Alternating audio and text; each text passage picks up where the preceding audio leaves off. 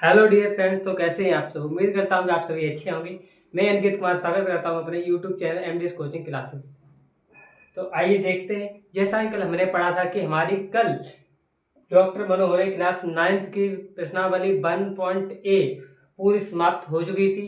अब हम आगे बढ़ रहे हैं उसी क्रम में प्रश्नावली 1.B की तरफ।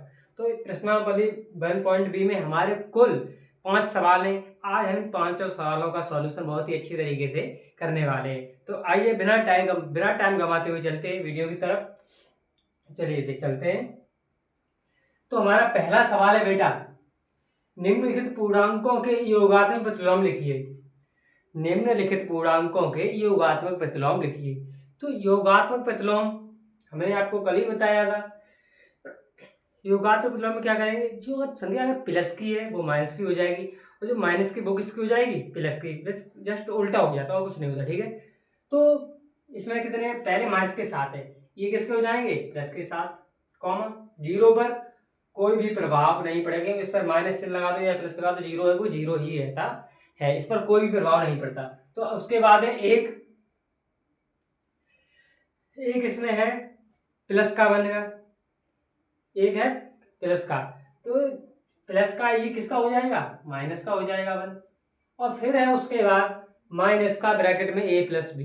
तो जो संख्या माइनस की वो हमने आपको बेटा बताया किसकी हो जाएगी, प्लस की हो जाएगी। तो ये किसका हो जाएगा, प्लस का ब्रैकेट में ए प्लस बी।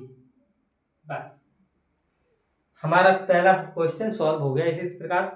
अब हम बढ़ रहे हैं सवाल नंबर दूसरे पे। हमारा सवाल नंबर दूसरा है कि वितरण नियम से 15 गुणे 32 का मान ज्ञात कीजिए, और संकेत में हमें ये दिया हुआ है। चलिए इसे भी सॉल्व करते हैं। तो 15 का गुणा जब इसमें करेंगे तो चलिए पहले गुणा करते हैं। 15 दूनी 30, 30 की जीरो हासिल 3, और फिर 15 तीय 45, 45 और 3 कितना हो बेटा 48। यानी कि हमारा गुणा करने पर कितना आया 480। बराबर का निशान जैसा, बराबर का निशान लगाए जैसा है वैसा ही, उसका 15 जैसा है वैसा ही रहेगा, गुणा का निशान भी वैसा ही रहेगा। 30 और 2 ब्रैकेट में जुड़ जाएंगे, कितने हो जाएंगे 32, 32 हो जाएंगे। जब हमने 15 का गुणा 32 में किया तो कितने आए 480। तो यहीं पर यहाँ पर भी वही होगा, जब 15 का गुणा हम 32 में करें तो कितना आएगा 480 ही आएगा। तो 480 बराबर कितना आएगा 480।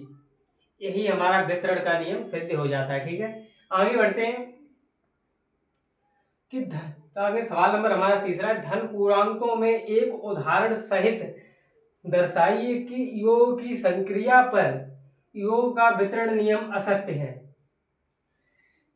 चलिए तो इसे सॉल्व करते हैं। इसमें क्या हो बेटा, हम ए बराबर मानेंगे कितना 1, बी बराबर 2 और सी बराबर बेटा मानेंगे हम 3। ओके, जब सी बराबर 3 मानेंगे तब हम इसे सॉल्व करेंगे। जब इसे हम सॉल्व करें, चलो कुछ नहीं कैलकुलेशन से भी सॉल्व कर रहे हैं।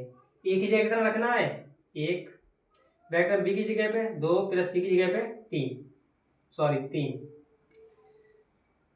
बराबर का निशान वैसा ही, ए की जगह 1 गुणे बी की जगह 2 प्लस ए गुणे सी की जगह पे कितना है 3 है, तो 3 लिख लेंगे। अभी से हम सॉल्व करेंगे तो क्या हो जाएगा 5, 5 गुणा एकम तो बराबर 5 आ जाएगा, बराबर 2 एकम 2 प्लस 3 एकम 3, तो 5 बराबर कैसा हो जाएगा 5। यहीं पे हम लिख दिए का योग का वितरण नियम कैसा होता है, असत्य होता है। कैसा, असत्य। असत्य हमने लिख दिया। बस हमारा ये क्वेश्चन भी कैसा हो गया, एकदम सरल तरीके से सॉल्व हो गया। आगे सवाल नंबर हमारा है चौथा। सवाल नंबर चौथा है कि दर्शाइए कि पूर्णांकों में योगात्मक नियम कैसा होता है, अद्वितीय होता है।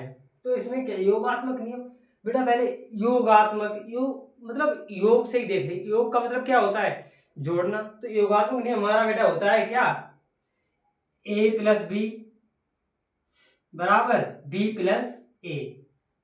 तो हम यहाँ क्या करेंगे भाई, जो जहाँ क्या भाई यहाँ करेंगे ए की वैल्यू 1 रखेंगे और बी बराबर 2 रखेंगे। ठीक है, तो ए की जगह 1 रखेंगे, बी की जगह 2 रखेंगे, तो यहाँ पर भी 2 प्लस 1 बराबर 3, बराबर कितना आएगा 3 आ जाएगा यहाँ पर। तो ये हम कह रहे हैं, यहाँ क्या लिखेंगे योगात्मक नियम कैसा है, अद्वितीय होगा। चलो हम यहाँ पर लिख सकते हैं योगात्मक नियम योगात्मक नियम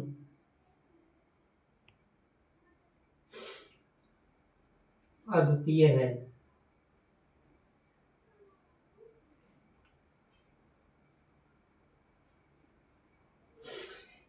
आगे सवाल नंबर देखते हैं। हमारा सवाल नंबर आ रहा है कैसा, 5वां सवाल नंबर आ रहा है। कौन सा? 5वां आ रहा है।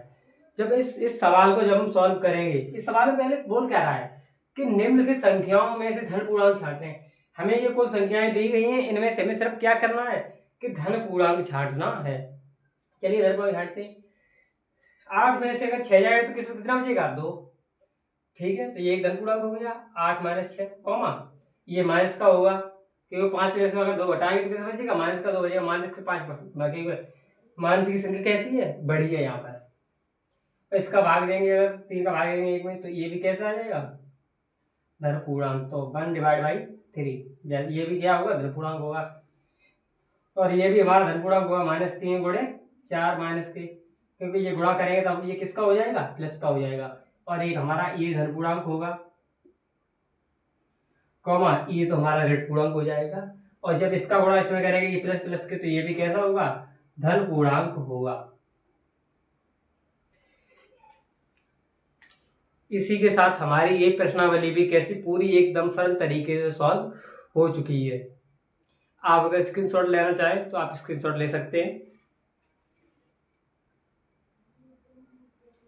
इससे पहले एक बात और, अगर आप हमारे चैनल पर नए जुड़े हो तो हमारे चैनल को सब्सक्राइब कर लीजिए और वीडियो को लाइक करना ना भूलें और एक कमेंट बॉक्स में प्यारा सा कमेंट जरूर छोड़ दें। Thank you.